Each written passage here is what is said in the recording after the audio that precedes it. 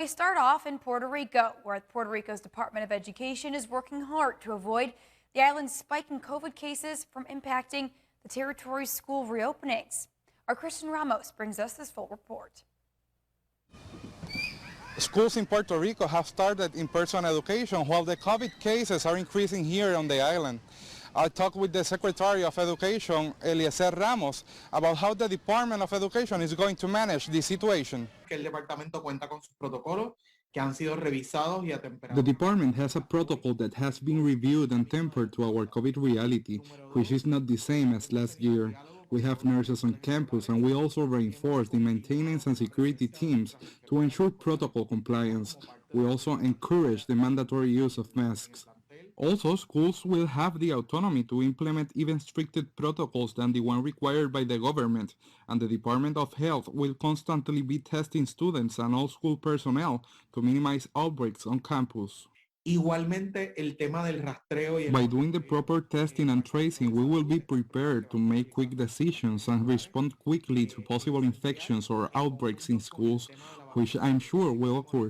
ese rastreo que vamos a estar realizando. The Department of Education has 857 schools around the island, but only 751 will be operating. Some of those will consolidate schools that were destroyed by earthquakes last year. Asignado una mayor plantilla, ¿verdad?, de personal, sobre todo. Those schools where there will be more than one school will have more cleaning staff. They have more space to accommodate more students and will work with interlocks. Students from one school will be in the morning and those from another in the afternoon.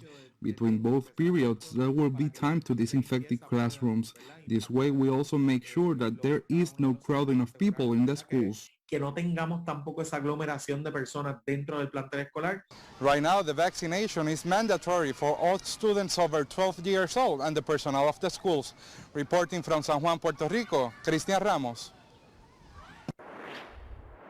All right, thanks, Christian. Well, after a 17-month hiatus, the Carnival Panorama set sail from Long Beach, California on Saturday. It marked the first cruise to depart from the Golden State since March of 2020. Carnival Cruise Line has recently announced new COVID safety precautions, including asking all guests to wear face masks in certain indoor areas and adding a pre-cruise testing requirement for all of its guests. City officials say the cruise ship industry is a major component of the local economy in Long Beach because there are more than 21,000 jobs in the entertainment and hospitality sector. Authorities believe the Panorama's trip is expected to bring a big boost to the local economy and open up more jobs for people. The Panorama is on a week-long journey to the Mexican Riviera.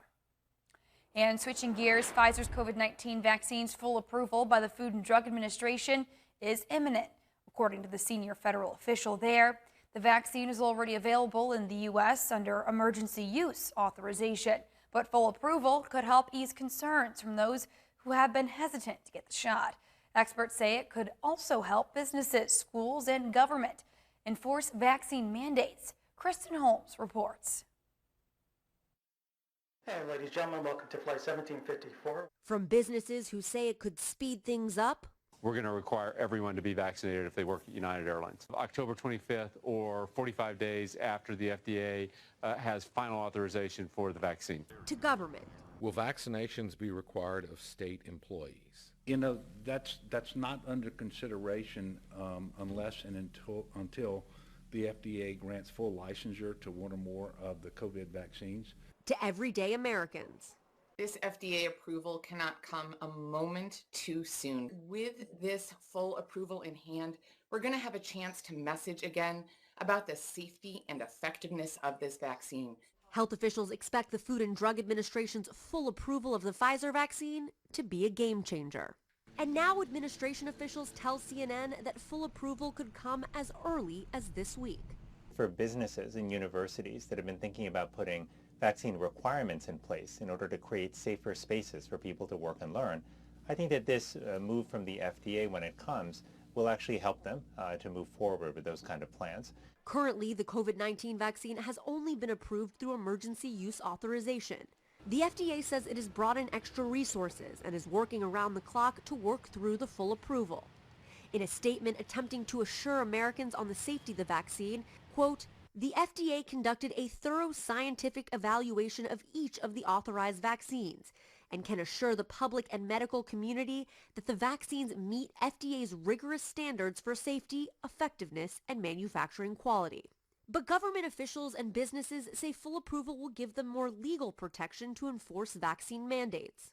The Pentagon planned to make the vaccine mandatory by the middle of next month, or sooner, based on approval timing. Alaska Airlines is considering vaccine mandates for its roughly 20,000 employees, but only when at least one vaccine is fully approved. Full approval may also mean big changes in terms of vaccine mandates for teachers as students head back to school. Is there a deadline? Do you have a time deadline? Would it be this month if the FDA does give full approval? Even though you know there's no legal distinction between the two, but would that be a deadline when the FDA comes out? Yes. So, Yes. And universities like Louisiana State have said they would mandate the vaccine quickly after authorization.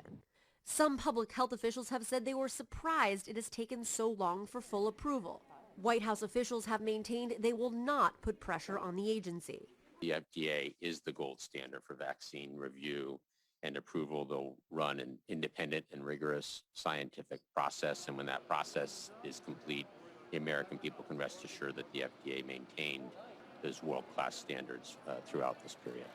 But for some, it still may not be enough. The Pfizer shot is about to get full FDA approval. Would that change your opinion on it at all? Not until they do a whole lot more investigating in on it. And switching gears, more than 60,000 buildings were destroyed or seriously damaged, and Haiti's government said some 600,000 people need aid, anything from food and water to just a place to live. Humanitarian workers now tell CNN they expect aid deliveries to pick up. Reporter Matt Rivers is in Port-au-Prince with the latest. Well, we managed to have a conversation here in Port-au-Prince on Saturday with the man leading the response for USAID here in Haiti. They're here in support of the Haitian government as they continue their search and rescue operations.